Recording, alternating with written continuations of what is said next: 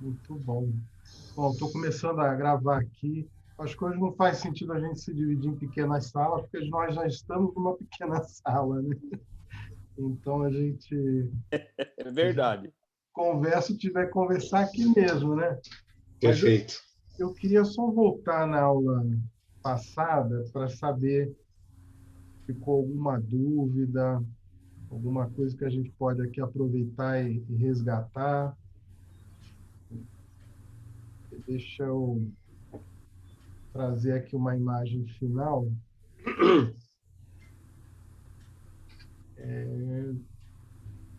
Share screen. Vocês estão vendo esse organograma aqui?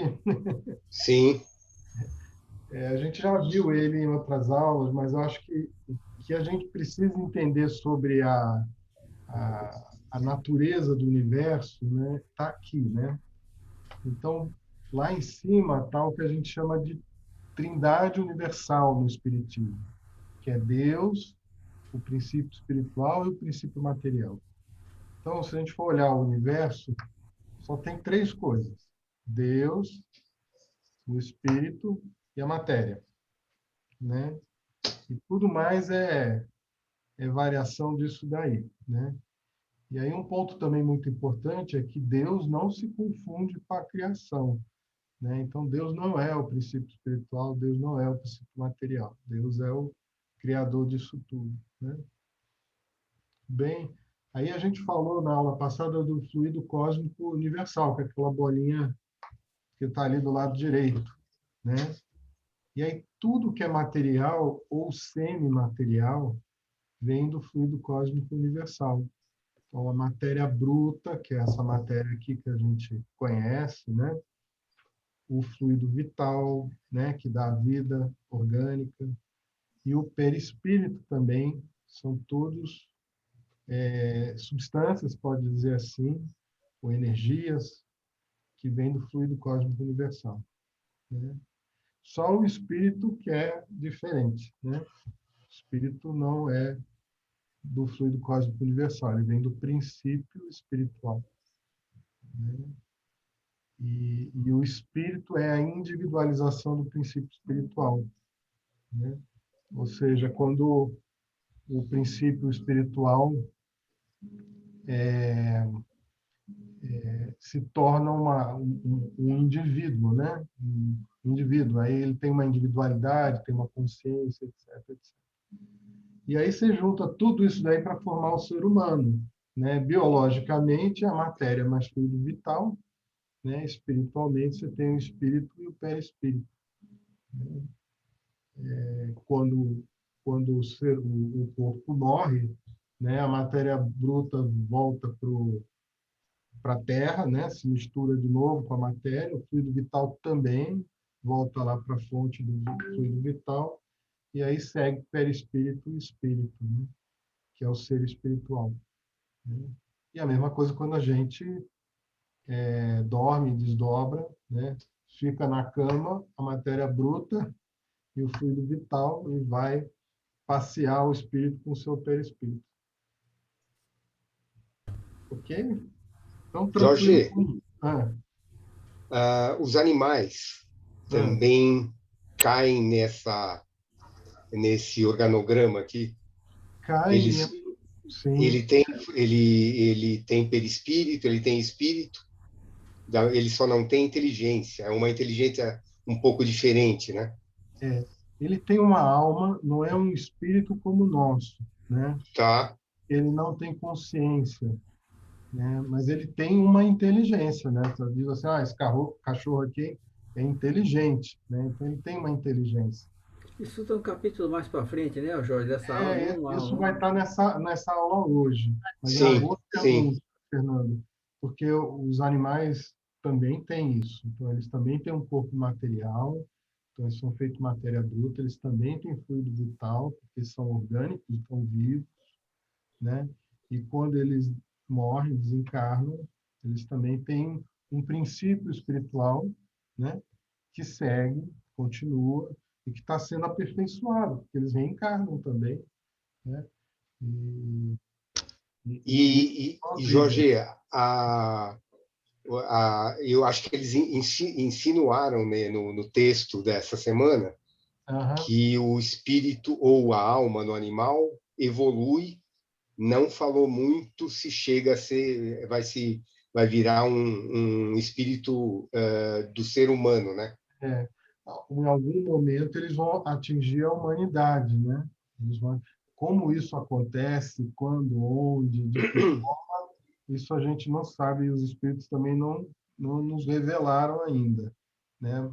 Mas a gente sabe que eles também vão chegar a um grau em que eles também vão alcançar a humanidade, né? Então, e aí mesmo no mundo animal, você vê que tem gradações, tem animais mais desenvolvidos, outros menos, né? Então, também eles vão continuar evoluindo. Mas isso é um tema que a gente vai falar hoje. Mas, Jussara, Fátima, alguma questão sobre isso? Tá? Então, para mim, essa parte ficou clara. Tá tranquila, né? O que a gente trouxe Essa parte está tranquila.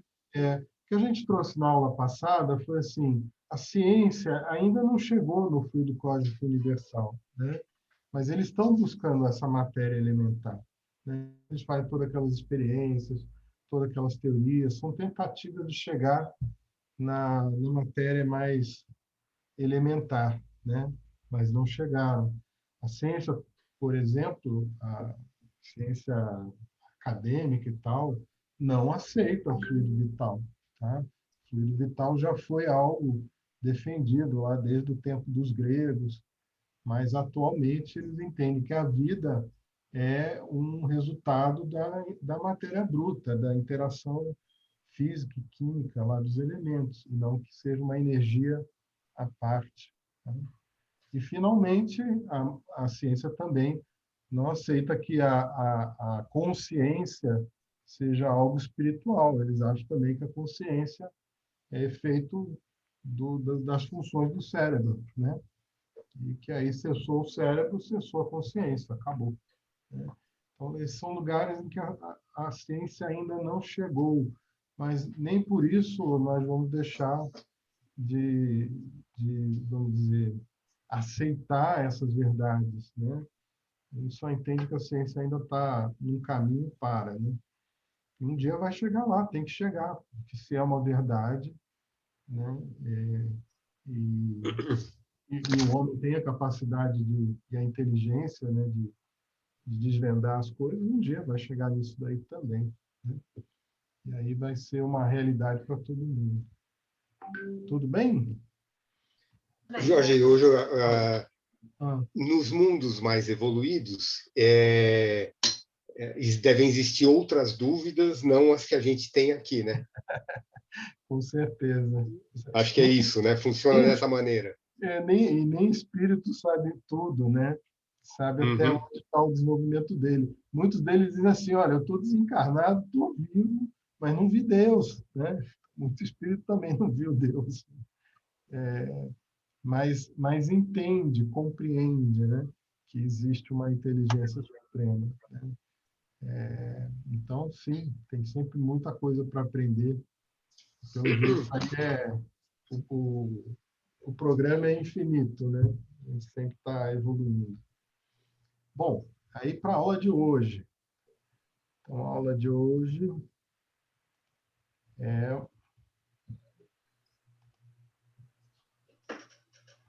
Vamos lá.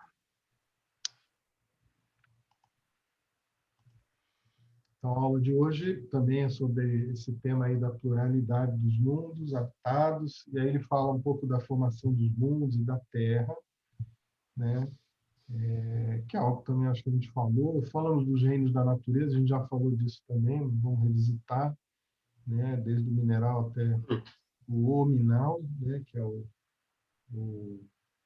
onde nós nos localizamos, esperamos, né? E aí tem gente até que fala assim, né? Do angelical, né? Porque um dia também a gente vai chegar lá. Bom, deixa eu dar uma pulada aqui. Eu acho que aqui a gente não vai fazer pequenos grupos, mas quando a gente fala de formação do mundo, quando a gente fala da criação dos seres vivos, do homem, né? Sempre tem uma questão muito forte sobre ser criacionista ou evolucionista, né? Então, criacionista muito ligado às religiões antigas, evolucionismo ligado à ciência, Darwin, esse tipo de coisas, né?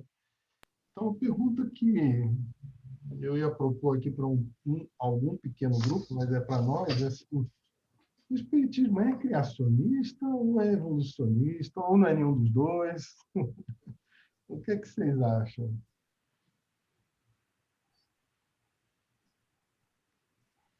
Ah, não tem certo e errado aqui. Isso não está escrito no texto, não. É mais para a gente pensar juntos. Bom, vou soltar um tema aí para a gente começar a discutir. Eu acho que em determinados pontos ele é criacionista, e em outros ele é evolucionista. Criacionista, porque Deus criou o espírito. E eu acho que evolucionista, porque a própria geologia e o próprio texto fala que a Terra, eu entendo que ela foi evoluindo, né? Ela foi criada, mas ela passou por uma série de transformações para chegar onde ela está hoje, né? E eu acho que eu entendo isso como evolucionista. Legal, Fernando. Interessante. Não sei se eu falei bobagem também, Jorge. Não, é absoluto. Fátima, Jussara, o que vocês acham disso que o Fernando falou?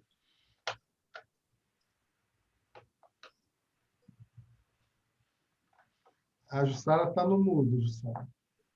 Fátima também. Acho que o que ele falou tem um certo fundamento, porque se a gente pensar que eu falei tanto que estava no mudo. Espírita, né? Nós espíritas, a gente acredita que Deus criou tudo, né? Criou a nós. Então, é uma criação. Então, ele é criacionista. Porque tudo é criado, né? Tudo foi criado. Uhum. Ele criou tudo, a partir dele, pela vontade dele, ele criou tudo. E ele nos deu, né, a capacidade de evoluir, de criar coisas para satisfazer as nossas necessidades também, né? Uhum. E de evoluir. Então eu Você acho concorda que com o Fernando? eu nunca tinha parado para pensar nessas bases aí, não, mas depois que ele falou, parece que conseguiu alinhar também os pensamentos assim. Isso aí. Mas, Jussara, e aquela história dos 7 dias? Aliás, é 6 dias, né? Porque no sétimo Deus descansa, que a mulher foi criada da costela. Você sabe que quando eu estudei o livro Gênesis com César, ele fez uma colocação desses 7 dias e eu não sei te falar agora, porque na verdade não é que foi feito em 7 dias, né?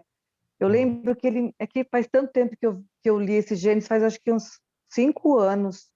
Ele coloca o Gênesis, a Gênesis ela explica, eu não vou saber falar agora, mas em alguns momentos assim, são umas tiradas, não que seja aquilo de 7 dias, né?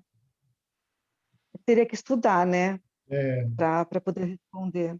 Na verdade, Mas na Gênesis eles tentam explicar que são eras geológicas, né? Que são, mas é verdade. Mas assim, criacionista no sentido de que criou o mundo em 6 dias, o Espiritismo certamente não assina embaixo. não assina de jeito nenhum. Mas Ele faz um paradoxo com isso, César, mas eu vou ter que falar com ele. Obviamente, ele não fala que é isso. Né? Ele fez um paradoxo lá com algumas colocações, mas nada a ver. Ele fala de eras e tal, né? Mas exatamente. Mas é interessante. Mas eu também tenho essa visão que Fernando, Fátima, acho que você, Jussara, também trouxeram, né? Porque tem elementos de cada coisa, né? Deus é o Criador, né? Então, sim, houve uma criação, não surgiu do nada, nem por acaso, né? E a partir disso, Deus estabeleceu leis, e uma das leis é a lei do progresso, a lei da evolução, né? Então, as coisas vão gradualmente, né, se tornando mais complexas, mais completas, né? E, enfim, esse é o processo que a gente está, né? Esse é o processo. Marco, Edson, vocês teriam alguma... Caminha junto, né, Jorge? Deus criou, né, e evolucionista porque Deus caminhando junto com a ciência, o que o Espiritismo sempre pregou, né? É verdade. Aí, bom, vamos ver aqui. Eu até trouxe um filminho aqui. Vocês estão vendo essa tela do filme? Então, Então ele não tem muito tempo, assim, uns 5 minutos, 6 minutos, mas só para a gente ver aqui o que eles dizem. Costumávamos teorizar que a Terra havia surgido em algum Vocês estão ouvindo bem o som? Você está ouvindo? Está chegando minha voz aí? Deu um problema aqui? Está ouvindo? estamos ouvindo. Ouvindo. Tá bom. Eu vou fazer o share de novo para botar o som share sound. Bom, vamos lá. Sendo moldada com o martelo dos deuses a partir do éter puro. Estão ouvindo? Em outras ocasiões, imaginávamos que nosso planeta emergiu de um grande oceano, conhecido como Caos, onde algo foi criado a partir do nada e depois preenchido com todas as criaturas vivas. Por mais emocionantes que essas histórias sejam, elas não estão à altura da realidade. A verdadeira história da Terra, revelada através da ciência em uma narrativa elegante e coerente, envolve forças e processos que espantariam até mesmo nossos antepassados mais supersticiosos. Nosso ponto de partida é a região que circundava uma recém-nascida estrela em um canto remoto da Via Láctea. Essa estrela é o Sol, ainda na sua infância, quando materiais como rochas, metais, gases e poeira giravam violentamente ao seu redor. O calor intenso do jovem Sol expulsava a maioria dos elementos leves, como o hidrogênio e o hélio da sua vizinhança.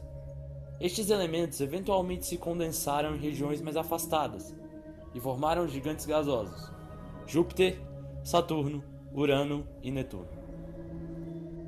Tudo se iniciou há aproximadamente 4,5 bilhões de anos. Graças à gravidade, lei da natureza que dita que a matéria deve sempre atrair mais matéria, os elementos pesados ao redor do Sol se agregaram e lentamente formaram um planeta rochoso, a Terra, que no futuro abrigaria nossa espécie e incontáveis outras formas de vida. Embora a Terra primitiva já orbitasse ordenadamente o Sol, nenhum organismo poderia sobreviver lá. A radiação mantinha o planeta extremamente quente e não havia oxigênio. Além disso, meteoritos e grandes asteroides golpeavam a superfície a todo momento, gerando ainda mais calor. Chegou um momento que a Terra ficou tão quente que começou a derreter. Nesse período, iniciou-se um processo chamado de diferenciação, que dividiu o planeta em camadas. Como em um grande caldeirão, os materiais mais pesados como o ferro e o níquel afundaram, os mais leves subiram e alguns elementos como a água evaporaram. Outros corpos planetários menores também cresciam nas redondezas do sistema solar. Em meio ao caos da Terra primitiva, um desses corpos, que tinha aproximadamente o tamanho de Marte, colidiu com a Terra e explodiu, deixando muitos detritos rochosos para trás e transformando nosso planeta em uma rocha derretida novamente. A maior parte do material ejetado caiu de volta no mundo, mas uma fração entrou em órbita ao redor da Terra e aos poucos se juntou, formando nosso único satélite natural, a Lua. Além disso, por volta de 4 bilhões de anos atrás, acredita-se que um imenso número de meteoritos tenha atingido o sistema solar. Um verdadeiro bombardeio de proporções cataclísmicas que produziu as maiores e mais antigas crateras de impacto na Lua.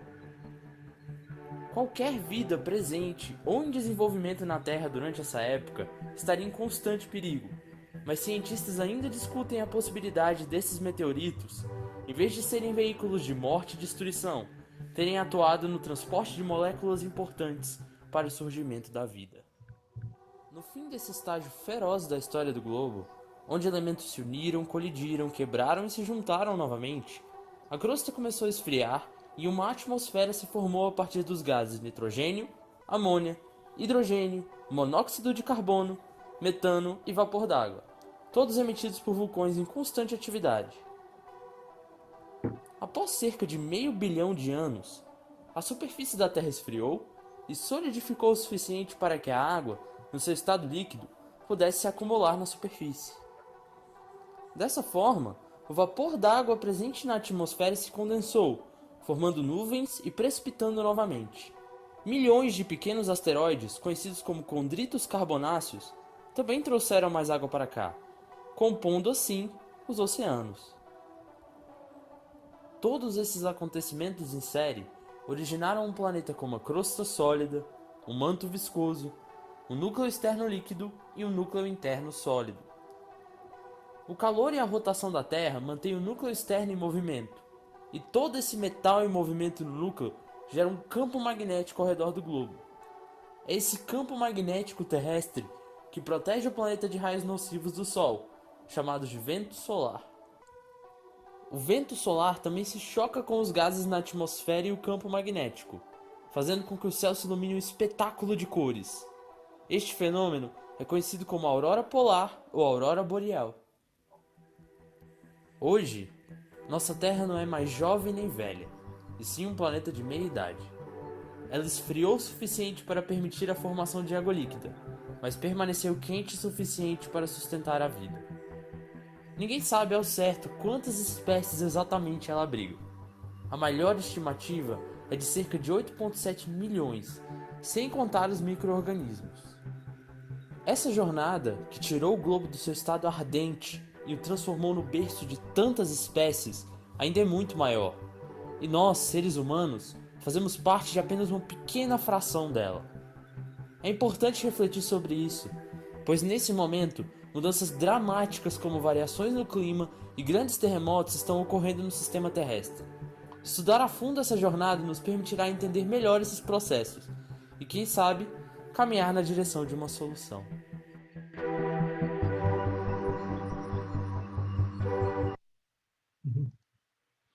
Muito bem. E aí, o que acharam?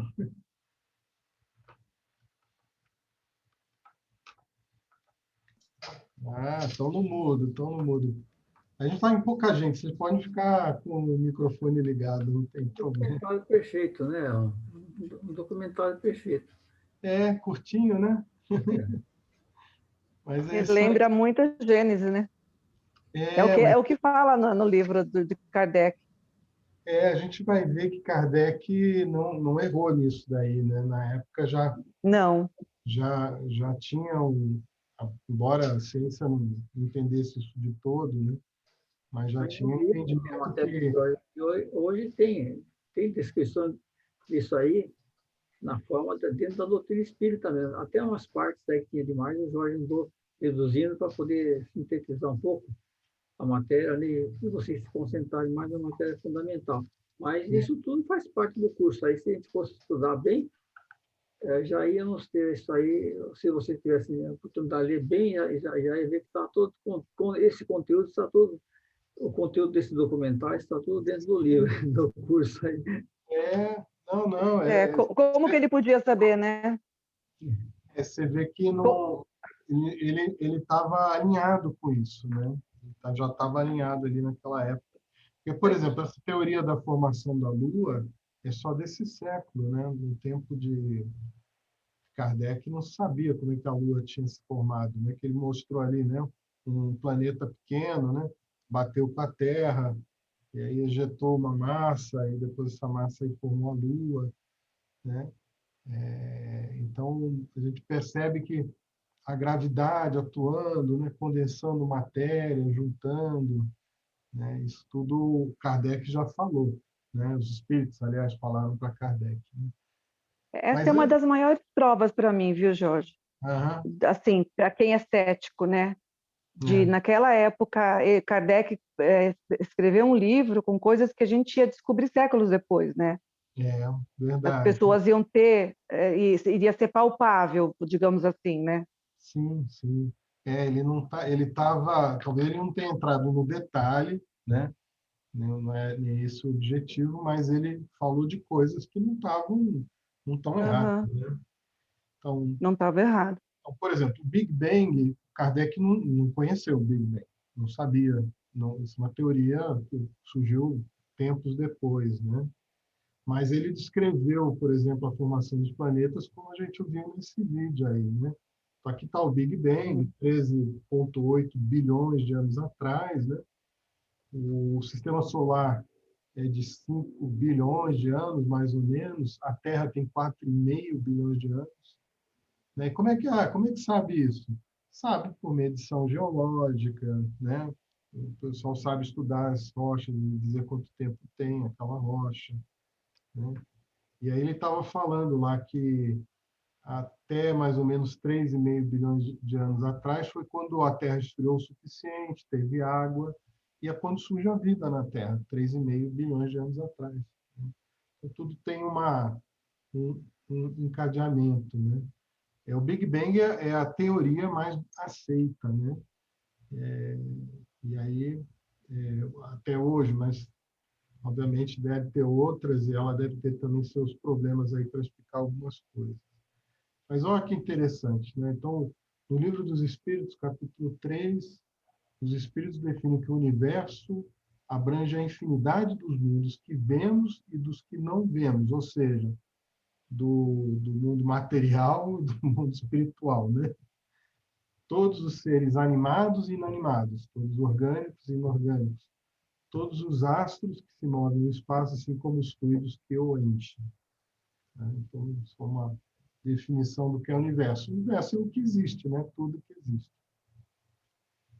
E aí, a pergunta do Kardec aqui é a pergunta 37. O universo foi criado ou existe de toda a eternidade como Deus? Né? Podia ser uma pergunta razoável, né? Mas a gente sabe que Deus é o que vem primeiro, né? Então, ele explica assim. Então, o universo não se fez a si próprio, né? E se existisse como Deus de toda a eternidade, não seria obra de Deus. Então, o universo foi, sim, criado por Deus, né? Segundo os Espíritos. E isso é importante, porque existem algumas correntes que confundem a criação com o próprio Deus, né? A natureza é Deus, né? Não, a natureza é uma expressão do pensamento de Deus, da vontade de Deus, o que for. Mas o universo é uma coisa, Deus é outra, né? Porque o universo está em mutação. Lembra quando a gente viu os atributos de Deus lá no início? Deus é imutável, né? Então ele não pode se confundir com uma coisa que tá, que tá mudando a toda hora, né? Então, como criou Deus o universo? É uma pergunta boa, né? Mas essa é uma pergunta sem resposta para a gente, né? Olha, o Espírito diz assim, olha, para te dizer para simplificar, eu disse assim, pela sua vontade, né? E nada caracteriza melhor essa vontade onipotente do que estas belas palavras que estão na Gênese da Bíblia, né? Deus disse, faça-se a luz, e a luz foi feita, né? Assim, a vontade de Deus, é o que a gente pode saber. E como podemos conhecer o modo de formação dos mundos, como a Terra, por exemplo. E olha, aqui bate com o vídeo, ó. Tudo que a esse respeito se pode dizer e podeis compreender é que os mundos se formam pela condensação da matéria que está disseminada no espaço. Isso aí é Kardec, 1857. Né? Agora, pode-se conhecer o tempo que dura a formação dos mundos, da Terra, por exemplo? Aí aqui tem uma resposta que talvez hoje ela esteja desatualizada, né? Porque quem respondeu disse assim, olha, não posso te dizer nada a respeito, só o Criador sabe. Bem louco aquele que pretenda sabê-lo, conhecer o número de séculos que dura essa formação.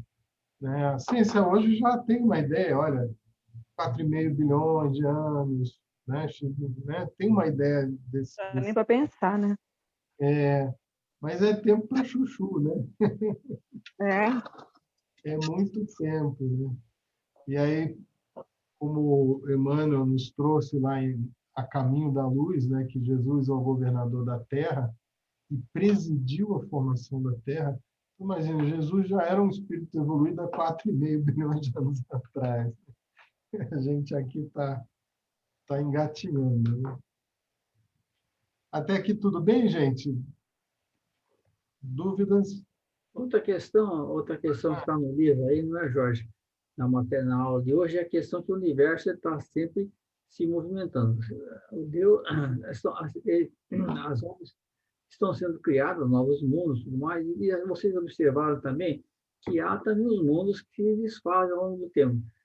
Às vezes, quando o telescópio descobre lá um planeta a milhões de quilômetros de distância, esse planeta, até chegar à luz daqui, esse planeta já se extinguiu. E para onde é que foi essa matéria extinguida? Que ela voltou para o próprio reino do universo, né? Voltou para o próprio universo. É como se fosse um corpo humano. Nós vivemos aqui com matéria orgânica. Quando nós morremos, desencarnamos, o corpo vai de volta para a Terra, se desfaz novamente. Vem da Terra e volta para a Terra. A mesma coisa acontece no universo.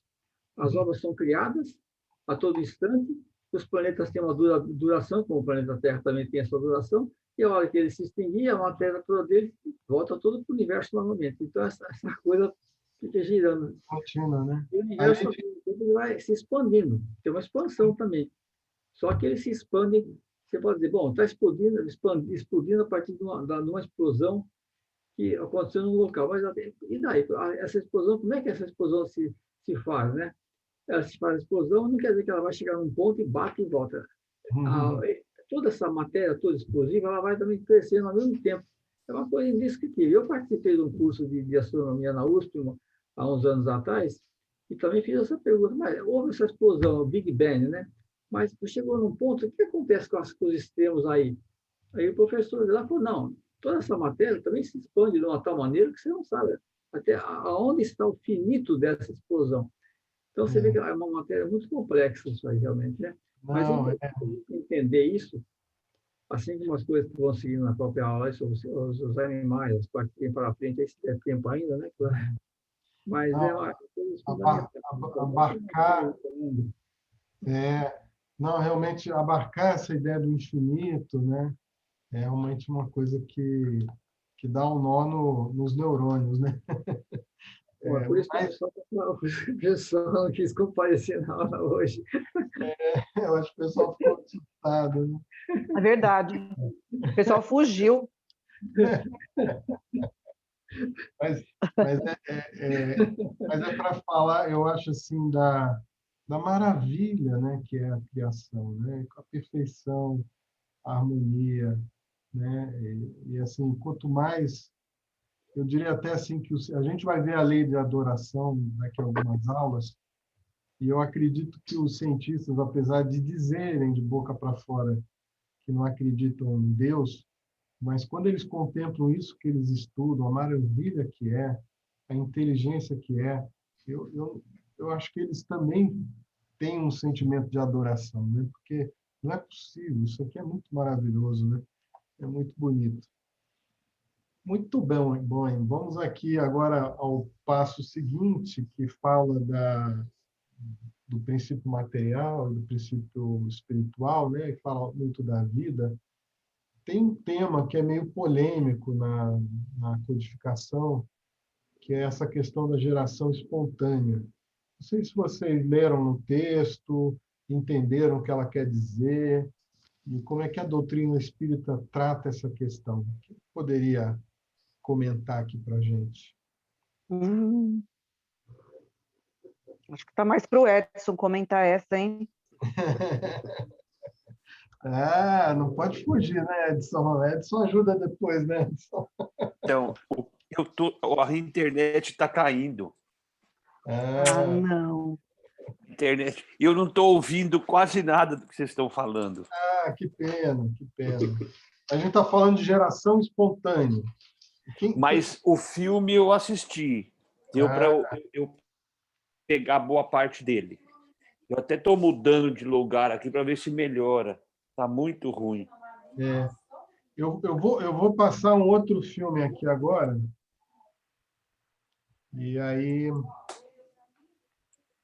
a gente fala sobre geração espontânea. Só um momentinho.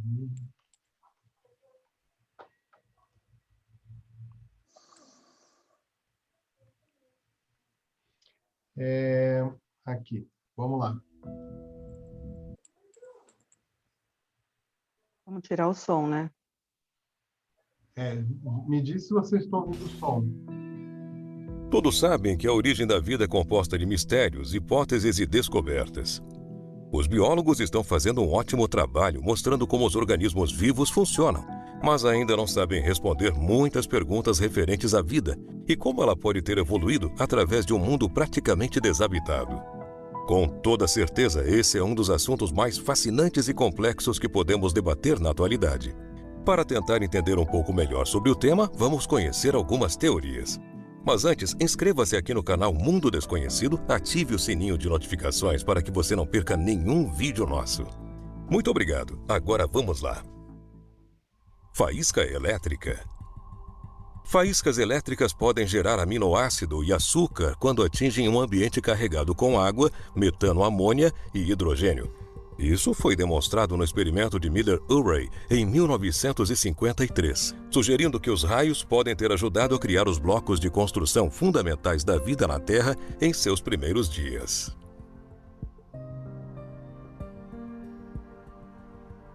Há 3 bilhões de anos atrás, os oceanos da Terra podem ter sido cobertos por gelo, quando o Sol era cerca de 1/3 menos luminoso do que é agora. Com centenas de metros de espessura, essa camada de gelo pode ter protegido compostos orgânicos frágeis na água, abaixo da luz ultravioleta e da destruição de impactos cósmicos. O frio também pode ter ajudado essas moléculas a sobreviver por mais tempo, permitindo que as reações chaves acontecessem. Ventos do fundo do mar. A teoria de ventilação de alto mar sugere que a vida pode ter começado em respiradouros hidrotermais submarinos, expelindo moléculas em hidrogênio. E então seus recantos rochosos poderiam ter encontrado essas moléculas e agido como catalisadores para as reações. Até hoje, estes recantos, ricos em energia e térmica, sustentam ecossistemas. Barro. As primeiras moléculas podem ter se originado na argila, de acordo com uma teoria elaborada pelo químico orgânico Alexander Graham. Estas superfícies podem não só ter mantido os compostos orgânicos juntos, mas também podem ter ajudado a organizá-los em padrões, de forma como os genes fazem agora. Alexander sugere que cristais minerais na argila poderiam ter alinhado as moléculas orgânicas em padrões organizados. Mundo do RNA. O DNA precisa de proteínas para se formar e as proteínas precisam do DNA para se formar. Sendo assim, como um deles poderia se formar sem o outro? A resposta pode ser o RNA, que pode armazenar informações como o DNA, servir como um enzima e ajudar a criar tanto DNA quanto proteína. Depois disso, o DNA e as proteínas dominaram o mundo do RNA porque são mais eficientes. Panspermia. Talvez a vida não tenha começado na Terra, mas tenha sido trazida por outros lugares no espaço, uma teoria conhecida como panspermia. Por exemplo, rochas eram expelidas de Marte por impactos cósmicos, pois um número de meteoritos marcianos foram encontrados aqui na Terra. Outros cientistas sugerem que a vida pode ter pego uma carona em cometas de outros sistemas estelares. Se essa teoria for comprovada, nós somos quase alienígenas. E você concorda com qual teoria? Deixe aqui a sua resposta nos comentários. E se você gostou deste assunto... E aí, pessoal, com qual teoria a gente concorda?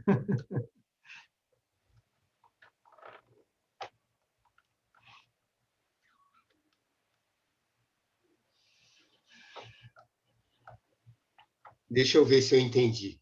Uhum. Deus criou a Terra, oxigênio, carbono, hidrogênio. Daí ele virou as costas e falou: agora é com vocês, se virem e formem a vida. É isso? Eu não consigo conceber dessa maneira. É verdade. O que ele mostra ali é quimicamente, né, como foi criando os compostos que deu no DNA e depois nas células, né? e que ele mostra que isso daí foi uma construção ao longo de bilhões de anos e tal, né? E aí, então, ele fala da eletricidade formando os compostos, fala do gelo protegendo, né, essas moléculas, da argila dando um lugar protegido, né, para essas coisas se formarem, né, se estruturarem, né? Mas o DNA é uma molécula super complexa, né? E a grande propriedade é que ela é uma molécula que se reproduz, né? Ela consegue criar uma outra igualzinha a ela, né? Mas para isso ela tem que operar dentro de uma célula, né? De uma membrana, né? Para que essa química aconteça, né? E aí como é que criou essa membrana? Aí também várias conversas também. O Edson deve conhecer isso melhor do que eu. Aí, toda a parte biológica, né? Não, Jorge, não conheço, não. Mas Voltei. Oi, Fernando. Então, muita coisa a ciência tem desvendado, né? Mas por que talvez a pergunta que vai no fluido vital, né, é isso, né? O que fez essa máquina começar a funcionar, né? Do jeito que funciona, né? Será que tem o dedo de alguém, né, para essas moléculas terem se formado? Eu acredito piamente nisso aí. Acho que faz parte de um plano e ele não deixou alguma coisa para a gente resolver, não. Está tudo programado. É isso aí. E Fátima e Jussara, o que acham?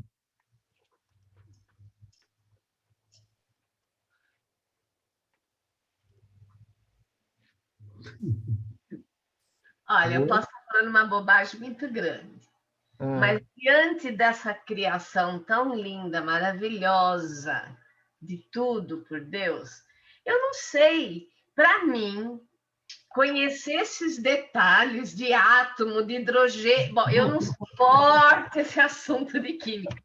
Eu viajo, eu perco a concentração. Sinceridade, esse assunto muito difícil. Não me atrai, não me chama atenção. Eu acho que tem, assim, outros aspectos, outras coisas que seriam mais interessante a gente estar debatendo, discutindo. Sinceridade, vocês me desculpem. Não tem Esse problema. assunto, assim, me repele, eu não gosto, não me chama atenção. Eu não sinto isso importante para mim. Eu admiro a criação, para mim, me basta saber e aceitar e crer que tudo foi criado por ele, mas eu não preciso saber esses detalhezinhos, não sabe?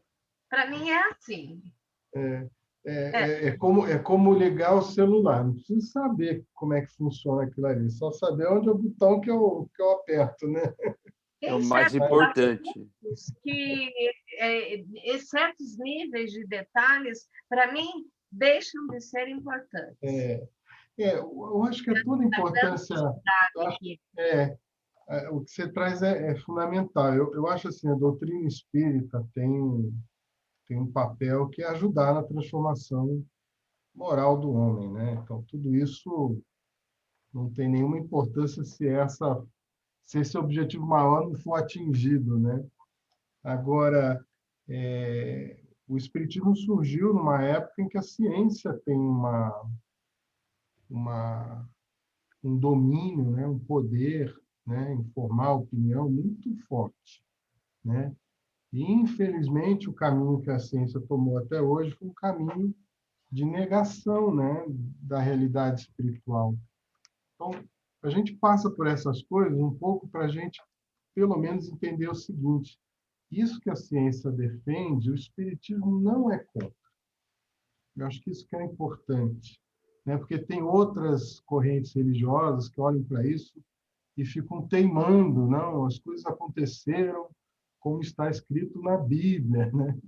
Tem Adão, tem Eva, tem esse tipo de coisa, né? Nessa altura do campeonato, ainda insiste nesse tipo de discurso, né? E que não ajuda nessa convivência, né? Então, o Espiritismo diz o seguinte: olha, a gente entende que tem isso, essa química é assim mesmo, mas, no final, a gente sabe que tem um propósito maior, né? Que a espiritualidade está operando, né? Essas coisas não são por acaso. Esse é o nosso lugar, assim, que difere da ciência por enquanto, né? E a gente entende que a ciência vai caminhar para isso com o tempo, né? Acho que é isso que é o importante a gente saber disso, né? Mas eu acho que o que a Fátima quis dizer aí é o seguinte, como a matéria foi colocada de uma maneira assim, mais profunda, e, na verdade, entrou no ramo da pura física mesmo, né? Que talvez não fosse interessante entrar em tantos detalhes agora, né? E deixar por conta de cada um ter uma ideia de geral da coisa, porque isso aí seria entrar, caminhar cada um de acordo com a sua capacidade, o interesse, mesmo entrar nessa parte mais profunda da coisa. E avançar mais na parte que o espiritismo, da parte que a parte que está lá na frente do livro, da própria, o roteiro 4, fala das plantas, das plantas, dos animais, tudo mais, essa questão diz respeito ao nosso panorama atual de vida, onde nós estamos mais inseridos, né?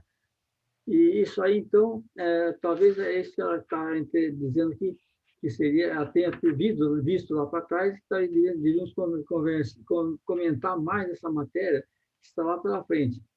E ter apenas uma noção dessa parte científica aí, que, de fato, é muito complexa, realmente é muito complexa, né? Não é para a gente, de momento, se interessar muito por isso aí, perder muito tempo com isso. Não é isso que eu faço, quer dizer? Acertou, é isso mesmo. É isso mesmo. Não, eu que concordo petulância, também. né? Que petulância minha dizer que está no programa do curso e não é importante. Mas é que, assim, não me prende atenção esse assunto. No momento, não, né? É claro, a gente vai. Também, quando eu fui me interessar por isso aí, eu estava com muitos anos de espiritismo, já tinha lido muitas obras científicas sobre essa questão da física quântica, muita coisa demais, né?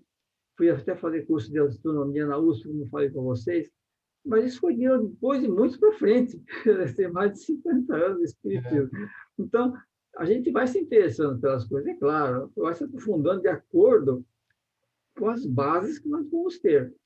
Agora, o importante é que realmente nós estamos convivendo num planeta, no mundo atual, precisamos entender bem, saber onde nós estamos pisando exatamente nesse momento, onde nós temos matérias, seres orgânicos e seres inorgânicos. Bom, seres inorgânicos somos nós mesmos.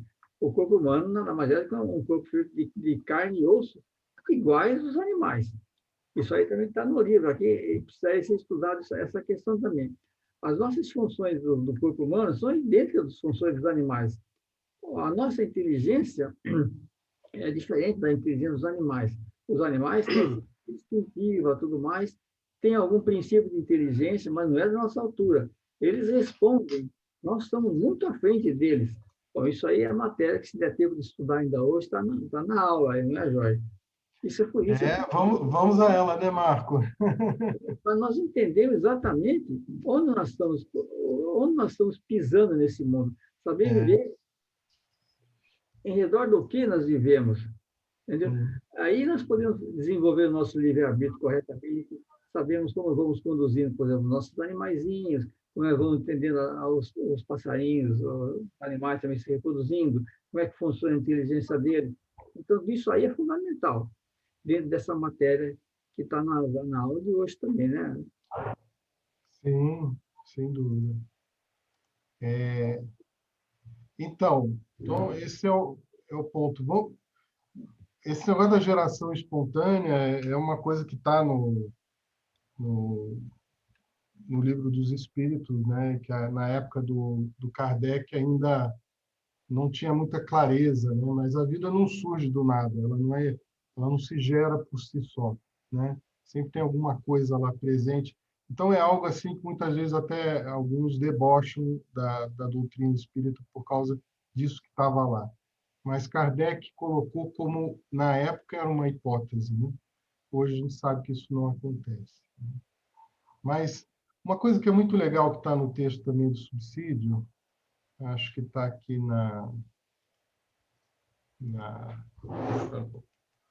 Ups, está uma questão um pouquinho mais para frente, que é o papel da espiritualidade na evolução das espécies de plantas e animais, né? E aqui a gente entra um pouquinho na nossa relação com os nossos, digamos, irmãos aí dos outros reinos, né? Tanto as plantinhas quanto os animais, né? E aqui a gente poder entender um pouquinho, que é o que o Fernando fez a pergunta lá no início, né? Então, como é que estão evoluindo nossos irmãozinhos, né? E nós também, né? Porque nós continuamos evoluindo. E aqui tem um texto do André Luiz, está em Evolução em Dois Mundos, que está aí no texto de subsídio, e que diz assim, que as plantas e os animais domesticados pela inteligência humana durante milênios podem ser, no plano espiritual, aclimatados e aprimorados por determinados períodos de existência, a fim dos quais regressam aos seus núcleos de origem no solo terrestre para que avancem na romagem evolutiva, compensados com valiosas aquisições de acrisolamento, pelas quais auxiliam a flora e fauna habituais da Terra, com os benefícios das chamadas mutações espontâneas. Isso aqui é muito importante, porque é André Luiz dizendo aonde a espiritualidade bota dedo nessa história, né? Então, aquilo que é mutação espontânea, que é básico da seleção natural aí do Darwin, na verdade, são coisas que já estão programadas no perispírito dessas criaturas, né? Ou seja, ele só encontra a ocasião daquilo ali mudar, né? E de fazer, então, aquilo que a gente chama da evolução. Acho que isso aqui é um texto importantíssimo, né? Para entender que o plano espiritual está dirigindo a evolução das espécies na Terra, né? Pelo menos é assim que eu entendo. Não sei se vocês entendem algo diferente disso daqui, né? E aí, a pergunta que o Fernando falou, né? Será que os animais têm alma, né? Aqui a pergunta é se eles têm uma inteligência, não haveria, assim, um princípio independente da matéria? É uma pergunta bem feita, né? E aí ele disse, sim, e sobrevive ao corpo. Então, não só ele tem um princípio que independe da matéria, como sobrevive ao corpo. E aí a pergunta de Kardec, esse princípio seria uma alma semelhante à do homem? Aí ele vai dizer, é também uma alma, né? Dependendo do sentido que você queira dar a essa palavra, porém inferior à do homem, né? E aí ele fala, há entre a alma dos animais e a do homem a distância que equivale à da alma do homem a Deus. Né? Então tem uma distância muito grande deles para nós, né? Mas é uma alma. Mas Jorge, ele fala também que a vida inteligente do animal lhe permanece em estado latente, né? Se para bom entendedor meia palavra basta, significa que ela vai evoluir, né? Ela vai evoluir, sem dúvida. Ela está evoluindo, né? Ela está evoluindo. Tem animais que demonstram uma certa evolução, né? De inteligência. Não, e tudo que eles passam na vida terrena, enfim, toda a luta pela sobrevivência, isso tudo está desenvolvendo o animal, né? Também. Ele não é à toa que aquilo está acontecendo, né? Então, aí ele segue perguntando, será que após a morte essa alma dos animais conserva a sua individualidade e a consciência de si mesma? Aí eles respondem, conserva a sua individualidade. Quanto à consciência do seu eu, não, porque ele não tem. Consciência do eu, só eu tenho, né? Só o homem tem, né? A vida inteligente lhe permanece em estado latente, né? Tá lá potencialmente, né? Disponível.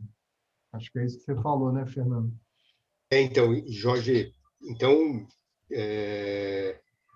sendo extremamente prático, o animal, um gato, desculpa a linguagem chula, né? Vai virar um humanoide um belo dia. Digamos que aquele princípio ali um dia vai ganhar consciência, sim. Sim, ele já é uma individualidade, né? Ele já está se individualizando. Isso vale para todos os animais, um urso, um leão, tudo. Até todos. que você está citando são animais evoluídos, né? Porque tem a barata, tem a formiga. Mas é nojento, é inseto, né? Eu não me conformo com essa história da barata, gente. Pode parar. Porque eu mato barata mesmo. Mas vamos e venhamos, Sara, tem humano hoje que está muito próximo de uma barata, hein? Tá claro que o cara veio da barata. Mas pior que é verdade. Assim, uma vez teve uma discussão por conta dessa história e eu fiquei revoltada. Eu falei, gente, eu vou dedetizar a casa, eu vou matar uma barata mesmo. Não. Então, e eu conheço pessoas que falam que não matam uma barata. Então, assim, não dá. Tem coisa que não dá, gente. Para mim, Jussara. Eu com a barata nem tanto, mas os mosquitos, esses eu não tolero. Mas sabe o que acontece? No reino animal, eles não têm, eles vão fazendo aquilo que está não há uma consciência de que deve ser parar porque estão exagerando. Não, eles vão, aquilo é automático. Então, cabe a nós mesmos, naturalmente, saber conter isso aí. Tanto é que no próprio reino da natureza, o que acontece? Um passarinho, por exemplo, precisa sobreviver. O que ele vai pegar? Ele vai pegar um bichinho que está voando aí no ar, entendeu? Agora, se nós temos invasão de barata em casa, formigas, um monte de coisa, temos que dedetizar a casa, vamos ter que matar. Claro. Matar a gente por infecções. Concorda comigo? Sim, eu tenho certeza disso. Por exemplo, o rato invadiu sua casa, você não vai matar? Ele traz doença, a barata traz doença, então tem que matar. E eu conheço gente que fala que não mata, eu não me conformo. Mas isso é exagero, é um pouco de compreensão da pessoa a respeito dessa Foge ao racional para mim.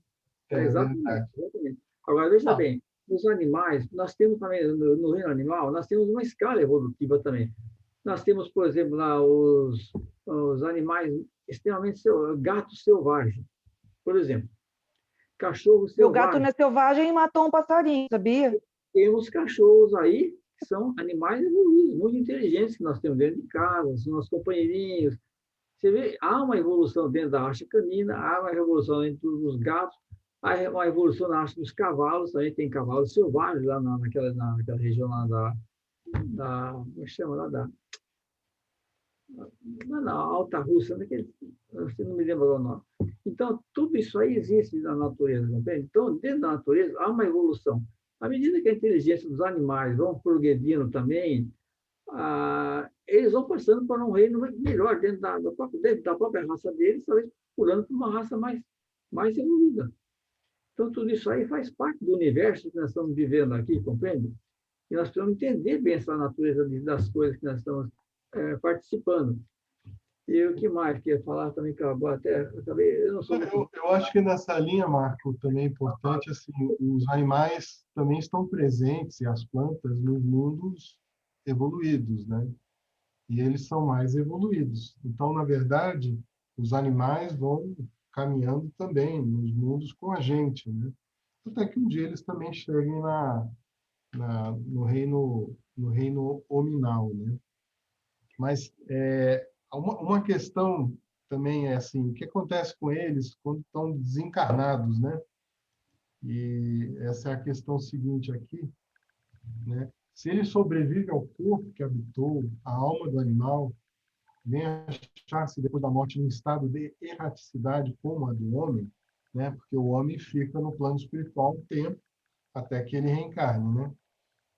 E aí o que eles dizem? Olha, fica sim numa espécie de erraticidade, pois não está mais unido a um corpo, mas não é um espírito errante, porque o espírito errante é um ser que pensa e obra por sua livre vontade. O animal ainda não tem livre-arbítrio, né? Então essa faculdade ainda o animal não dispõe, né? E o espírito, por exemplo, tem a consciência de si mesmo, que a gente já viu que o animal não tem, né? E aqui vem uma fala que está no Livro dos Espíritos, que é um conflito com a obra de André Luiz, né?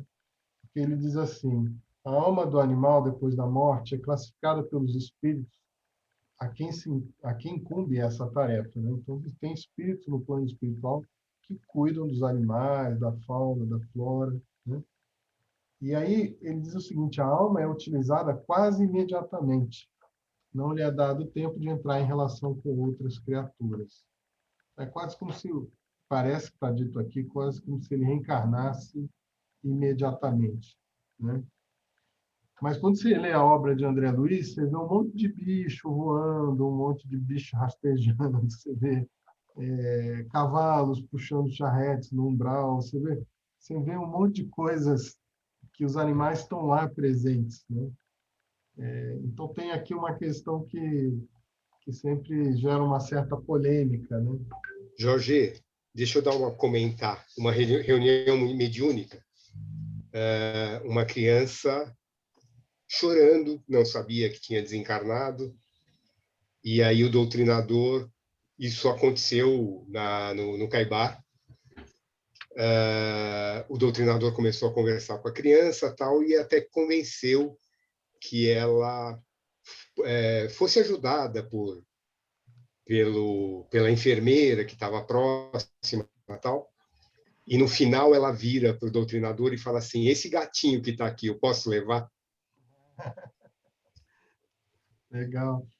Não, e tem vários relatos assim de animal do plano espiritual, ou de animal. Por exemplo, o Chico fala do cachorrinho dele, que reencarnou, que ele reconheceu que era a reencarnação, né?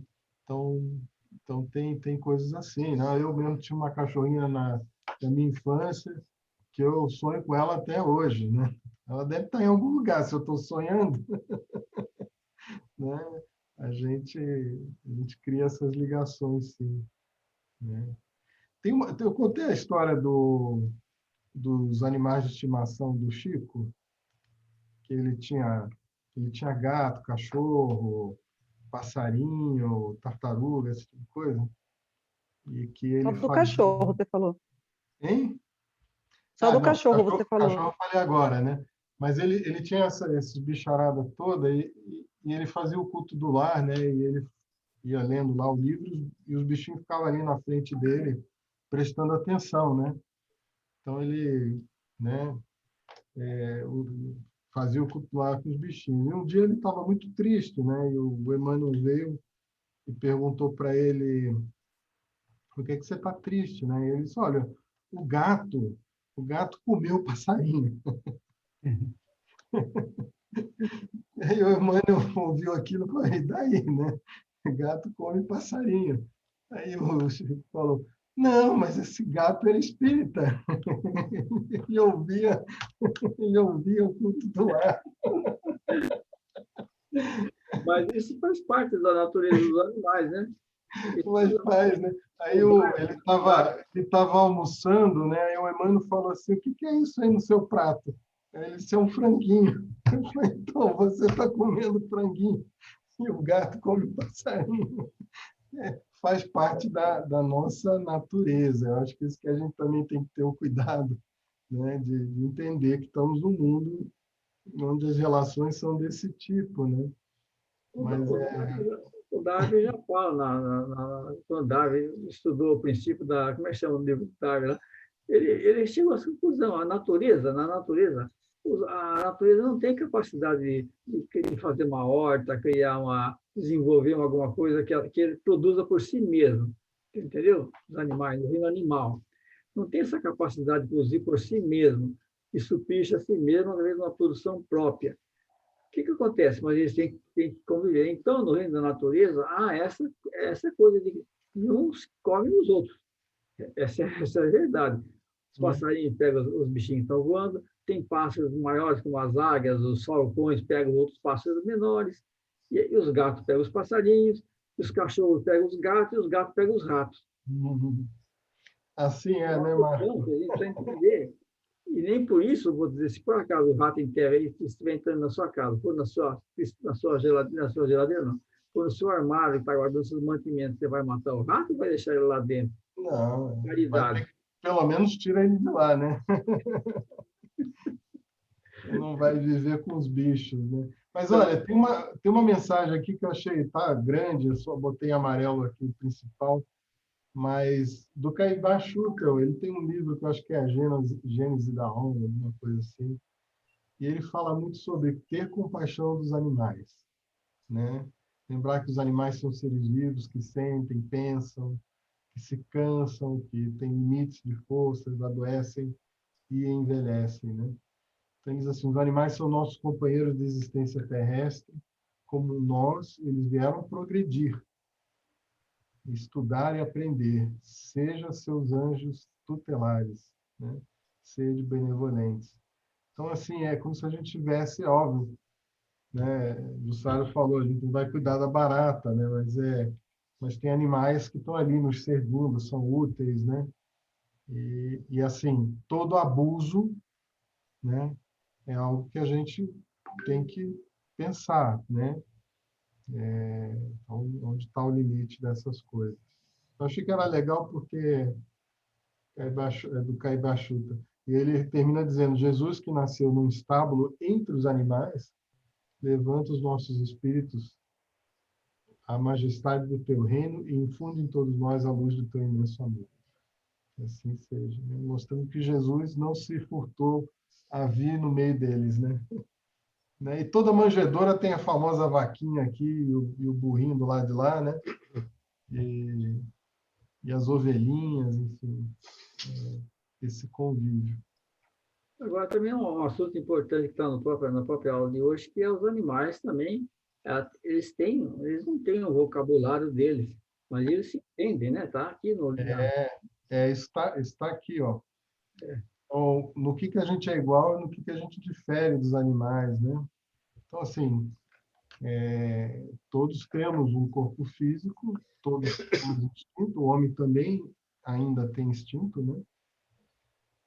Embora a gente esteja tentando se libertar dele, nós temos a inteligência do animal é para a vida material, a nossa inteligência é para a vida material e para a vida moral, né? Então, a gente usa a inteligência para se cobrir, para se proteger, para comer, né? O animal também. Mas a gente tem uma vida moral que o animal não tem. E aí o que o Marco estava dizendo, ó, o animal se comunica assim, de uma forma rudimentar. Estava vendo aqui que tem uns macacos que conseguem perceber até 100 ou 150 sinais assim com a mão. Você conversa com o bicho, né? E livre-arbítrio. Então, o animal mais evoluído começa a ter uma vontade com relação às questões materiais, né? O homem tem uma vontade com relação às questões materiais e morais, né?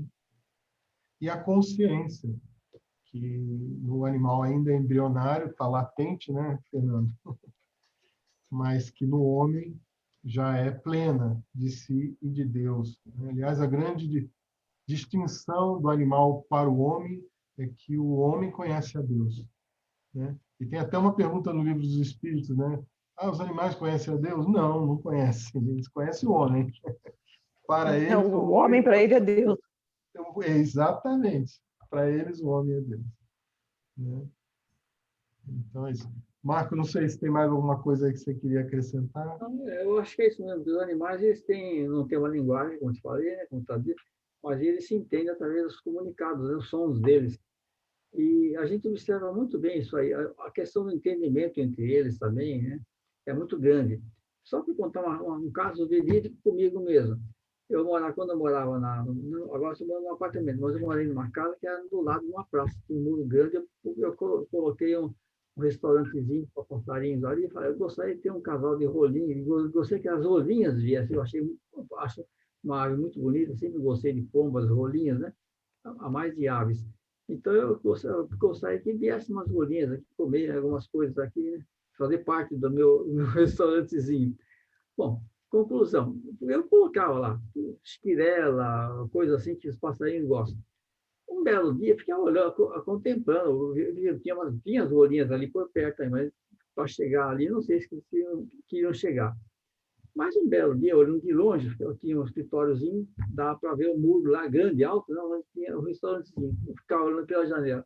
Um belo dia, apareceu um casalzinho de rolinhas, simpaticamente ali, com muita calma, com muito jeito, examinando tudo aquilo ali em volta, para ver se tinha segurança. Olha que coisa incrível. Para ver se tinha segurança. Examinaram ali, tudo ali e tal. Olhavam um com o outro ali, acho que se dialogavam do jeito deles, né? E foram embora. A partir disso, começou a aparecer rolinhas e mais rolinhas ali. Eu vi que elas gostavam de quirela. Aí eu comprava quilos e quilos de quirela. Deu um movimento terrível. Por quê?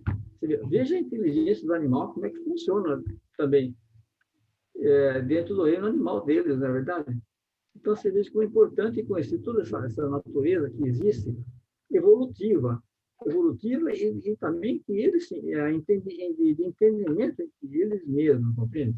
Assim como você pegar esses documentários onde aparece, por exemplo, na Rádio TV Cultura, Planeta Terra e outros por aí que tem na National Geographic, você vê como eles trabalham em grupo, às vezes, para fazer as caças deles. Sabem trabalhar em grupo, sabem se organizar em caça. É um trabalho de inteligência deles dentro do plano material. Dentro do plano material. Quer dizer, que aquilo que eles fazem ali dentro do plano material. Eles caçam, matam, comem. Não há questão espiritual envolvida de maneira alguma, porque você está comendo um animal, pode caçar um animal tão pequenininho ali, até filhotes. Tudo que for mais fácil para eles, pegam. Pegam aqueles animais mais frágeis, mais delicados, que não gostaria que fosse pego de maneira nenhuma. Mas, se eles se organizam, eles precisam se alimentar, precisam viver, então eles pegam e comem, compreende? Então, isso acontece no reino animal.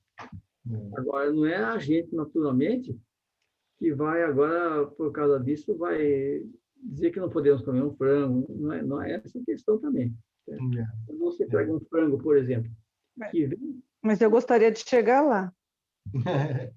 E vamos chegar, né? Eu acho que até interessante para a aula que vem, tem um texto que eu vou passar para vocês do Humberto de Campos sobre a vida em Marte. E aí é interessante ver o planeta Marte que está um pouquinho mais na frente da Terra, né? Então, como é que essas coisas vão sendo resolvidas, né? Mas, assim, não é uma questão de fazer um cavalo de batalha, né? Porque está na nossa natureza, né? Não tem... Eu acho que o que o Marco está trazendo é isso, né? Existe uma forma de funcionar a natureza e que isso faz parte, né? Não é imoral, né? É a maneira como a gente se sustenta. Mas não é imoral, mas a gente, sei lá, eu, por exemplo, tudo bem, as pessoas precisam da proteína, quem tem anemia precisa comer carne vermelha e tal, mas é uma coisa que me incomoda. Me incomoda, está me incomodando já faz um tempo. Não sei por quê, está me incomodando. Legal, então talvez tenha chegado o seu momento de consciência para lidar com isso, né? Mas tudo que você precisa de forma de proteína, você não pode excluir rapidamente do organismo. Você pode ter problemas. Eu conheço vários problemas, várias pessoas que fizeram isso. Eu sei. Não se deram bem, não. Teve que voltar e saindo aos poucos. Agora, se você, por exemplo, vai comer o que pode você comer com muita naturalidade, isso até o próprio plano espiritual fala sobre isso, são os peixes, por exemplo, porque o peixe não tem assim pensamento. Ele vive na terra ainda, na água, mas não tem um pensamento em evolução. Agora, um animalzinho, por exemplo, um gato, um cachorro que vive com você, ele já está capturando alguma coisa de instrução. Você está dando instruções para ele. Agora, se você pega, por exemplo, um frango, um boi, por exemplo, está vivo, já tem uma cria. Eu observei coisas de boi lá. Uma vez eu fui conhecer a cidade de Natal, Espírito Santo, não Natal, Rio Grande do Norte. Eu vi um casal, uma vaca, um boi e um bezerrinho, que eu fiquei bobo de ver o comportamento desse trio. O boi na frente, a inteligência deles. Bom, o homem comandando a vaca e o bezerrinho lá atrás. Bom, agora, se você vai comer desses animais, é claro que eles vão para o matadouro, eles vão levar alguma coisa para esse matadouro, sabendo que vão morrer. Alguma coisa eles vão preocupar, isso é prejudicial, comer carne demais, um pedacinho não quer dizer que vai fazer mal. Agora, se você pega um frango de granja, dessas granjas, que eles quando nasce o pintainho ali, eles jogam bastante, como chama? Aqueles nutrientes Ração, né? Hormônio, né? Hormônio. Em 2, 3 meses, eles não tiveram nem tempo de pensar. Cresceram tão depressa para só comer, comer, comer, comer. Eles não formaram muita coisa na inteligência desses animais ainda que prejudicassem a evolução deles, porque eles foram criados para gerar proteínas que nós estamos precisando. Então, esses animais, esses frangos que vêm numa granja, por exemplo, não são tão prejudiciais para eles mesmos que estão nascendo, como para nós mesmos. É diferente. Então, você interpretar tudo isso que ocorre, por exemplo, entendeu? Porque o ser humano ainda encarnado precisa de proteínas animais. E precisa saber substituir as proteínas animais, substituindo primeiramente a carne vermelha. Agora, como eu te falei, se você tem um frango criado no seu quintal, você vai criando desde pintinho, vai educando ele, é seu companheirinho e tudo mais, bom, você já criou alguma coisa na evolução dele. Agora, você pegar um frango que veio de uma granja, que nasceu e 2 semanas, 2 meses depois já está no corte, isso daí não tiver nem tempo de pensar. Não foi acrescentado nada naquele princípio que nasceu ali dentro da granja. Pode comer sossegado. Mas Jussara, cada cabeça cada cabeça uma sentença, se você se preocupa. Olha, Marcos, eu vou te mandar um vídeo, se eu tiver ainda, o que rola numa granja, você não vai querer comer frango, mas enfim... Não, mas esses são outros detalhes, é o detalhe não, é que o papo é profundo, assim, eu faço, o papo que vai longe, a gente não vai ter fim se começar. Eu faço, hoje eu fiz frango, eu tenho 2 filhas, tenho um marido, eu faço e tal, mas é uma coisa que me incomoda. Eu preciso comer a proteína, ainda mais que já estou velha, estou com 53 anos, e a gente vai perdendo muita proteína, mas eu estou pensando em opções, porque é uma coisa que está me incomodando, entendeu o que eu quis dizer? Não, mas você vai deixando aos poucos as coisas, você não pode mudar de uma hora para outra. Sim, não mudo. Né? Jussara, comendo bastante ovo. Não é só carne que tem proteína, tem muita coisa que tem proteína e não é carne. Não vem do animal diretamente, sim, mas a maior fonte é a proteína animal ainda, né, para o nosso organismo. Eu vou falar então, por assim, mim. Dos 20 aos 30 anos eu fui vegetariano e olha, acho que não deu problema nenhum. Foi uma fase extremamente interessante. Eu conheço. E por que você voltou? Porque não é fácil ser vegetariano. Minha mãe coava o molho de carne para me enganar que eu tinha que comer. Eu sei que é chato ser vegetariano, entendeu? Eu não podia ir, alguém me convidava para ir num restaurante, eu não podia ir. Mas não me arrependo, não, nem de ter voltado, nem de ter sido. Eu tenho minha filha vegetariana, eu tenho um neto que nasceu, não come carne desde criança, não come. Agora, eu estou dizendo, a questão do que se passa nos matadouros, lá nos frigoríficos, é realmente chocante. Aqueles pintainhos lá que não servem para botar ovo, eles jogam no monte, no saco, num lugar lá e enterram. Isso é chocante, realmente, muito chocante. Eu falei com você com relação à carne que você come de um frango, por exemplo. Essa questão só. Não precisa ficar com sentimento de culpa por causa disso. Para não gerar um sentimento de culpa nisso aí, compreende? Agora, o mal, o vício... Eu entendi sua intenção. A sua intenção foi ótima, muito boa, como sempre. Mas você vai no interior, né? Eu que sou paulistana, vou no interior. Putz, eu olho aquela vaca, aquele olhão lindo. Eu falo, meu Deus, como eu posso comer uma vaca? Olha isso aí. É horrível quando você vê, né? Uma outra... Isso, para mim, assim, é uma consciência emergindo, Jussara. A gente começa a se questionar dessas coisas e vai modificando, mas como o Marco falou, né, não é nada drástico, porque também a gente se ressente disso daí, né? Porque a gente pensa, nossa, eu sou um monstro, né? Que ser humano que eu sou? Que tipo de ser humano eu sou que eu preciso matar um bicho e comer um bicho? Assim, eu sou tão um bicho quanto aquele bicho, sei lá. Eu tenho uns pensamentos meio loucos, às vezes eu fico... eu estou tirando devagar, assim, da minha alimentação. Não que eu esteja radical, mas eu estou diminuindo bastante porque está me incomodando. Acho que você devia procurar a orientação de uma nutricionista para você saber fazer as substituições corretas para não prejudicar. Sim. A minha filha de 25 anos é nutricionista, Fátima. A minha filha de 35 anos é nutricionista. Ai, que maravilha! Dentro de casa, aí, ó. Porque dentro de casa. E ela fala da importância. Ela fala da importância da proteína para nós que passamos os 50 anos, principalmente, o quão é importante.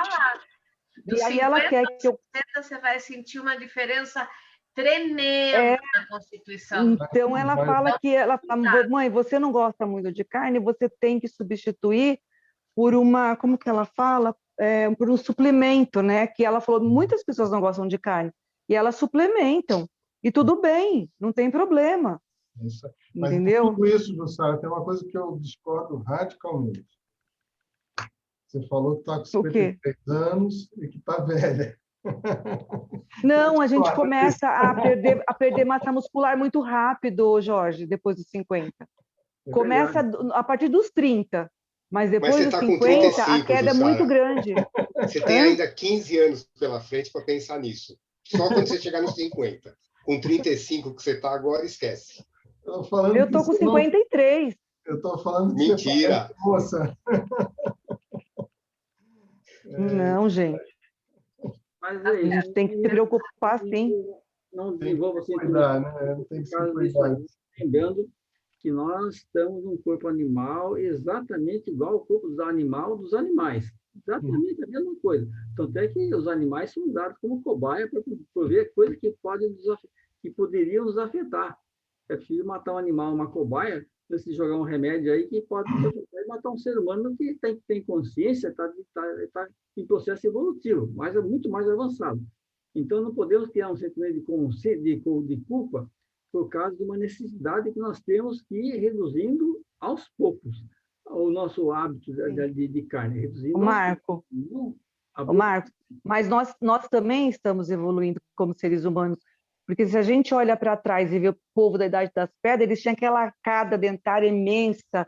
E por quê? Porque eles precisavam, né, mastigar aquela carne, eu só comia carne e tal. Hoje, eu acredito que mais para frente a gente vai parar de comer carne, sei lá, eu acho. Eu também acho. Com tempo, sim. É essa mesmo, a tendência é parar de comer carne. Mas isso não quer dizer que é de um momento para outro, não. Mas vamos lembrar. Fugir totalmente da aula, né? Mas eu acho interessante o ponto que é assim, nem tanto ao céu, nem tanto ao mel, né? Eu acho que a gente tem que ter respeito, cuidar dos animais, não ser cruel, né? Mas, ao mesmo tempo, entender que a nossa natureza é a natureza que é, nós somos animais, né? Eu costumo dizer, olha, nós temos caninos em cima e embaixo. É verdade, ó. E nós somos carnívoros. Nós somos carnívoros. Não é o canino do leão, mas ainda tem. É verdade. Era usado para rasgar a carne, né? Vamos ver se a geração começa a nascer uma geração aí sem canino, aí tá claro o negócio.